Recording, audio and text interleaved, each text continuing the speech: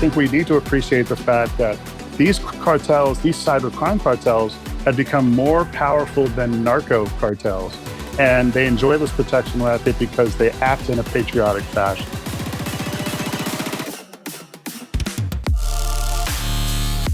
Hey everybody, welcome back to another episode of Trust Versus, the podcast powered by HITRUST, the global leader in cybersecurity assurances. My name is Ryan Patrick, EVP of TPRM Customer Solutions, and I am joined by my colleague, Jeremy. Hello. Who are we talking to today, Ryan? Well, we've got an ace up our sleeves today as a guest. He is on the team here at HITRUST, but he is one of the most respected voices in global cybersecurity, Tom Kellermann.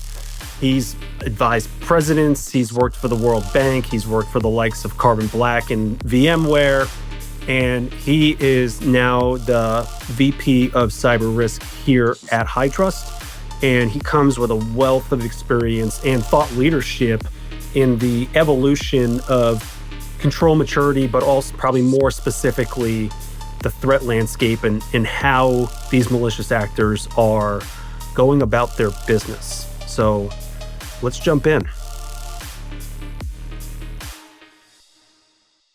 Tom, welcome to the show. Thank you for having me. It's a pleasure. Glad to be a part of the team. Yeah, the pleasure's ours. And yeah, welcome to HITRUST. You've been doing some interesting thinking and research on organized cybercrime and what cyber criminals are doing and how they make money and how their economy operates. Let's start from the beginning. How did you get into this topic? Well, when I was working at the World Bank back in the late 90s and early 2000s, we began to appreciate the fact that as money became digital and e-finance became possible, that you saw more and more of a migration of criminality online.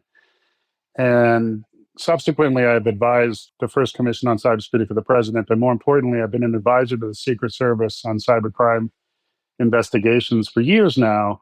And it's very important the lessons we can learn from how the most elite cyber criminals and cybercrime cartels are targeting the financial institutions of the world and how that offense can inform our defense. But yes, I'm passionate about the underground only because there's a lot we can learn, and there's a lot we can learn, particularly in how we construct our defenses accordingly to anticipate their modus operandi.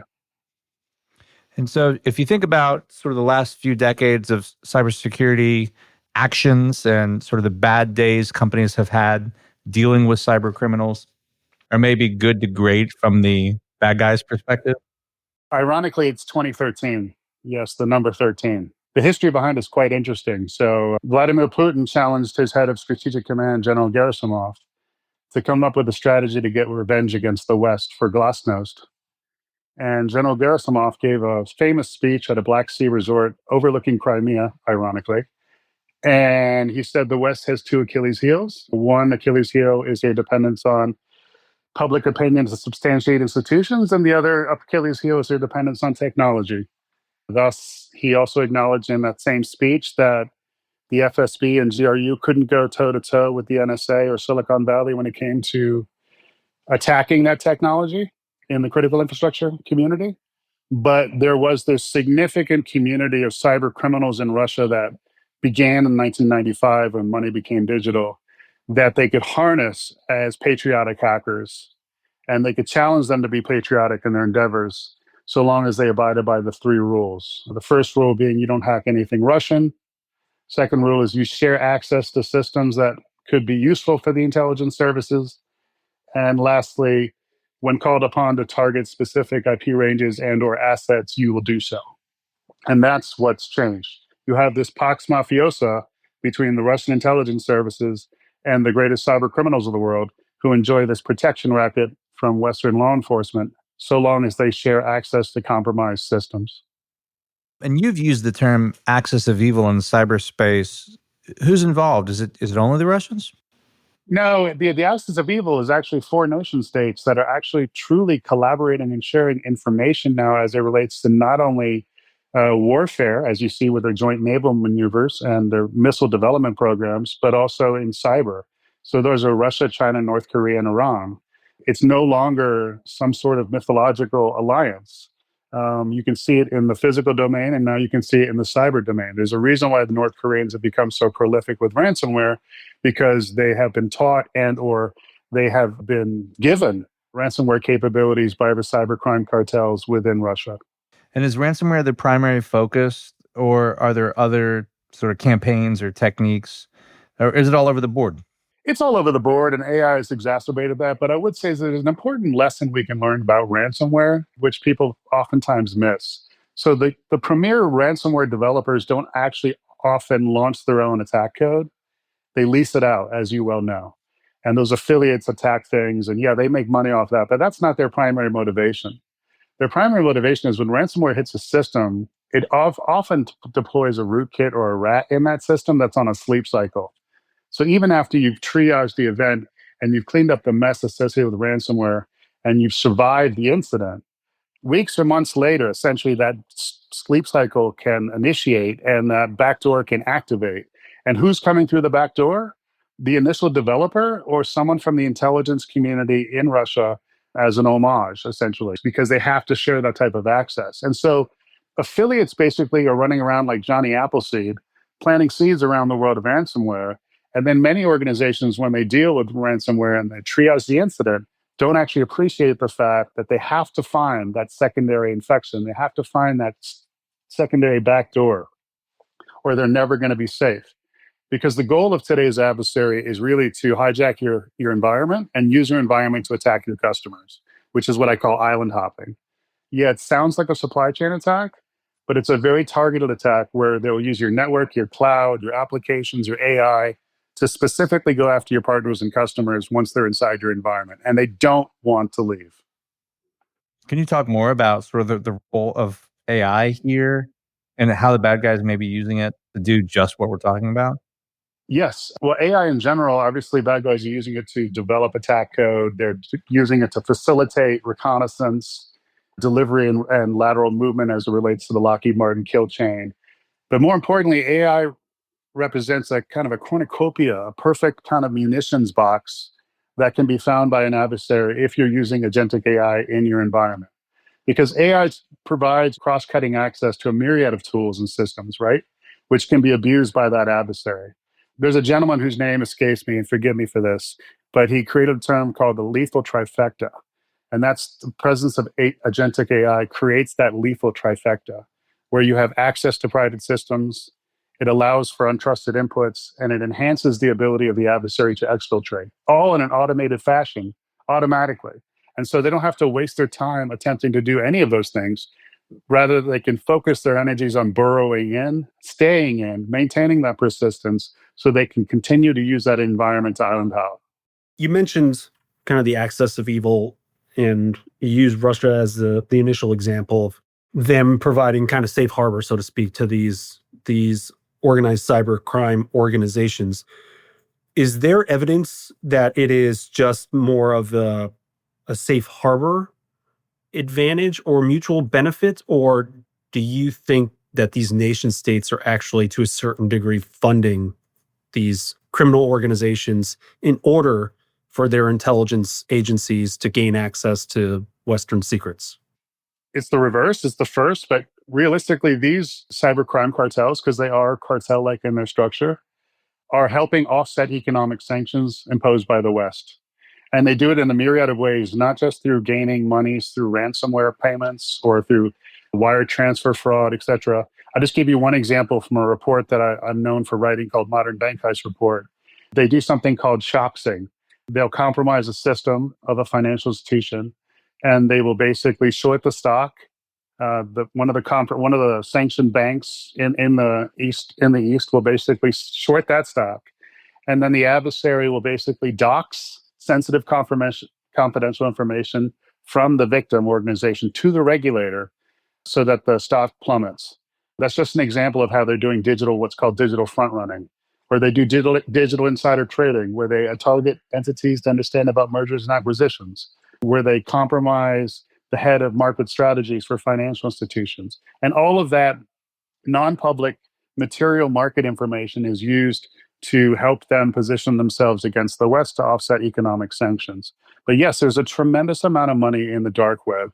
According to estimates by the Secret Service, 62% of the dark web is Russian owned and held.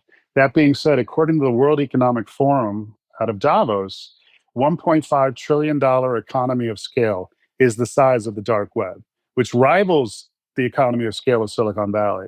And so I think we need to appreciate the fact that these cartels, these cybercrime cartels, had become more powerful than narco cartels. And they enjoy this protection method because they act in a patriotic fashion. Sorry for the being verbose there. Yeah, no worries. It's interesting that you draw a comparison with the narco cartels, because it's almost as if, and I'm no expert by any means, but it's almost as if the cyber crime organizations kind of took a page out of the book of the drug cartels and even historical organized crime. If you think about the quote unquote mob, it wasn't just one organization. If you think about, and I'll just use one that I'm the most familiar with, the five crime families of New York. They all played nice together. They all made money for each other, but they all had their own interests at the same time. And it seems like that's being replicated in this underground cyber crime community. Do you think that's accurate? That is exactly correct. But what's even more interesting now is you see that the cybercrime cartels have become so powerful is now you see traditional organized crime syndicates, whether it be the Italian mafia, whether it be the Chinese triads or the Yakuza, or even Latin American narco-trafficking cartels, implementing cyber capabilities. They're either hiring cyber mercs, to do counterintelligence, cyber money laundering, and or targeted attacks, or they're developing in-house, harnessing in-house, and kind of creating divisions within themselves that allow them to use cyber for counterintelligence, money laundering, and targeted attacks in the same vein. Targeted attacks, though, for them is a little different than what we would see in our world here in the US. Target attacks for those types of cartels now render hybrid impacts. So hack someone's phone, figure out where they are, and then render an assassination. Yeah, it's a scary world. So you mentioned that the dark web, about 60% of it is owned by the Russians, but I feel like my personal observations is China is growing in its boldness and the frequency of what they're doing. Do you think there's a changing of the guard, so to speak? That's an excellent question. So 20 years ago, the joke was in Washington, when the Chinese broke into your house, metaphorically, it sounded like a bunch of drunks in your kitchen. That was a response to the Titan Rain campaign. When the Russians broke into your house, you just woke up feeling funny. That has reversed. The Chinese now have top tier cyber capabilities that rival the NSA. The difference is that the Chinese don't really pursue criminal activities aside from economic espionage. Yes, they enjoy economic espionage. They pursue that. But for example, if you're a financial institution, you're not going to be targeted by the Chinese. The Chinese are also less likely to render destructive cyber attacks. They have much more control over non-affiliated, non-PLA hacker groups. But my concern is in this coming year, with the year of the horse and Taiwan and just the state of geopolitical tensions, that this could very well be the year that the Chinese activate the footprint that they've placed within critical infrastructure through Volt Typhoon and actually leverage destructive attacks against American critical infrastructures as a warning shot across American bow for defending Taiwan.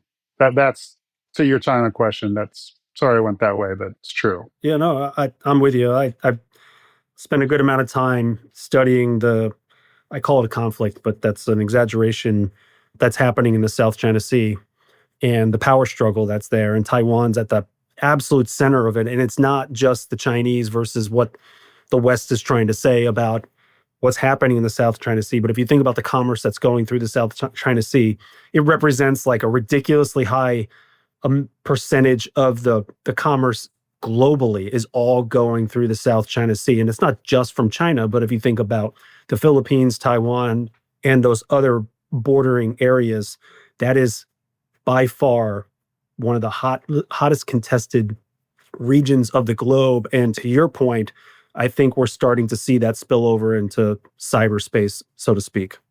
Yeah, the Typhoon campaigns, I think, are the most significant systemic cyber attack campaigns ever leveraged against the West. People may argue with me on that, but every single telecommunications carrier was compromised and used to island hop. Back to my original point, they were purposely used to island hop. And I know a lot of CISOs within telecommunications industry, and I know that they're still challenged right now with rooting out that cyber insurgency, I would call it, that is existing on those networks and infrastructures. Yeah.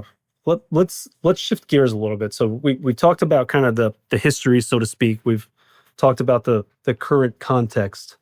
I have to believe that there's lessons to be learned here in the West on ways to combat this, whether it be through active defense or something else. Like what are your thoughts on where do we go from here? Like what should we be doing and how should we be doing it, especially within the context of critical infrastructure, island hopping being a problem within the third party risk management / supply chain landscape? Are there things that we could be changing or doing better? Yes, very much so. I think much more scrutiny needs to be paid to the technology vendors that implicitly connect to your infrastructure. I think much more attention needs to be paid to the security of agentic AI within your environment and requiring higher standards of care for the security of agentic AI from your vendors.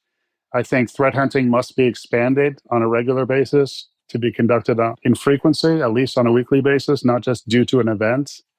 Much more segmentation must be initialized. And most importantly, I think we need to move away from static, outdated, castle like defense in depth standards of security and move towards a more dynamic cybersecurity blueprint that's more in line with the efficacy of controls in today's threat landscape. And can you assure that that control is effective against that adversary in today's environment? If it isn't, then do you have a contingency and do you have a capacity to retrofit and or respond in time? And when you make these recommendations, are you talking about from a national security perspective, or and or each everyday organizations who could be victims of this type of attack?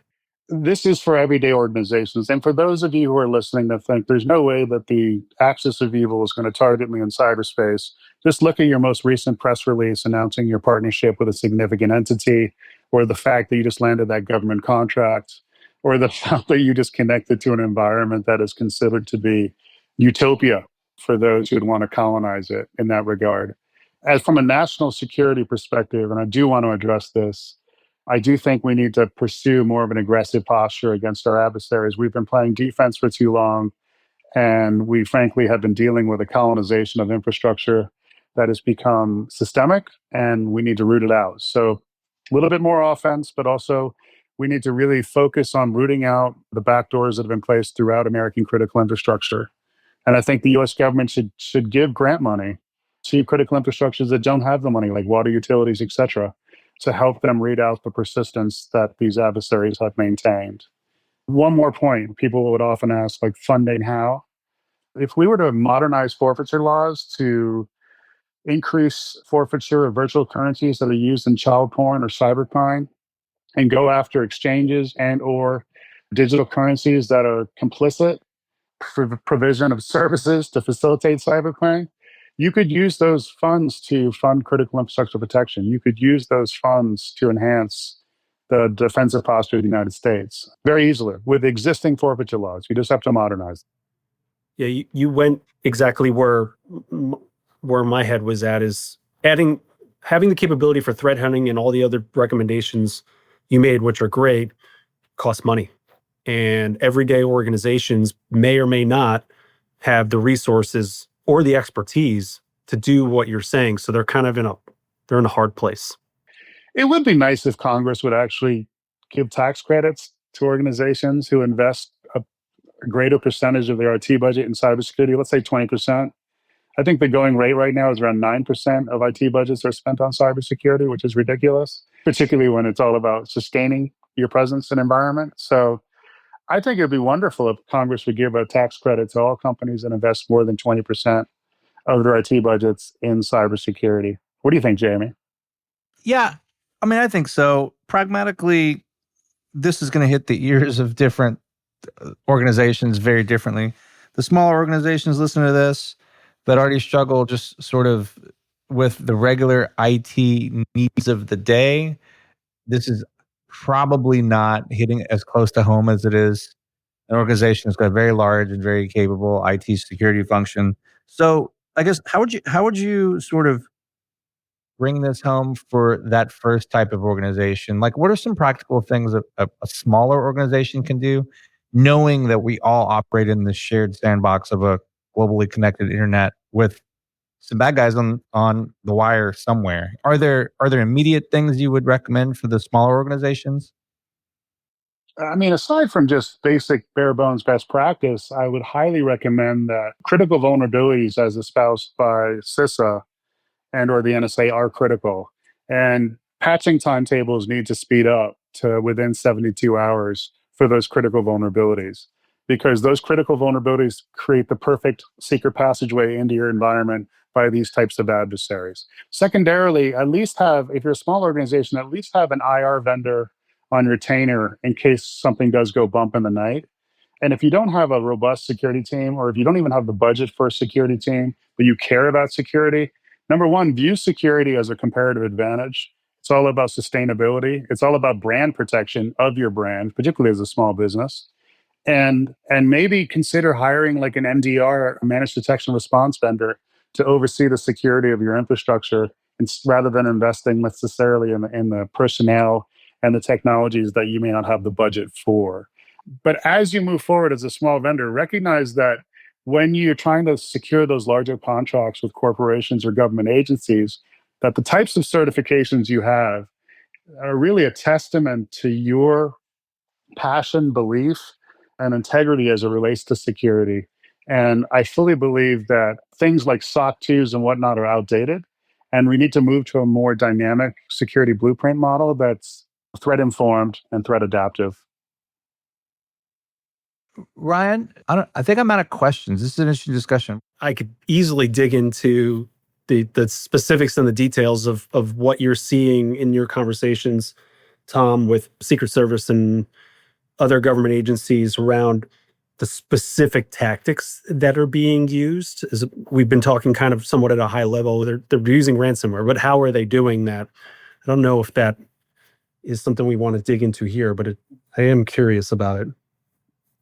Well, if we could just touch on this one last point, which is simply this: worst case scenario has changed. It's not about your infrastructure being encrypted and ransomed.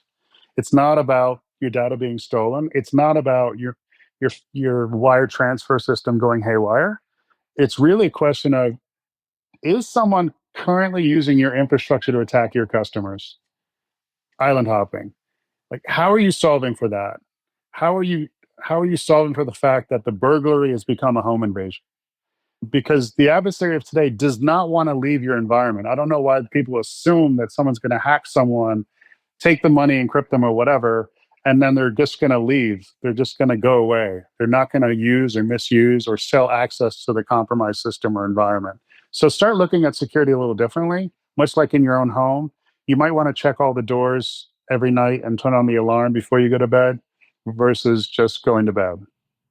Yeah, I think that all makes sense. I mean, I guess being selfish in the role that I serve here at High Trust, I guess a question that pops to my mind is knowing that the percentage of incidents and or breaches that have happened in the last 2 years have doubled.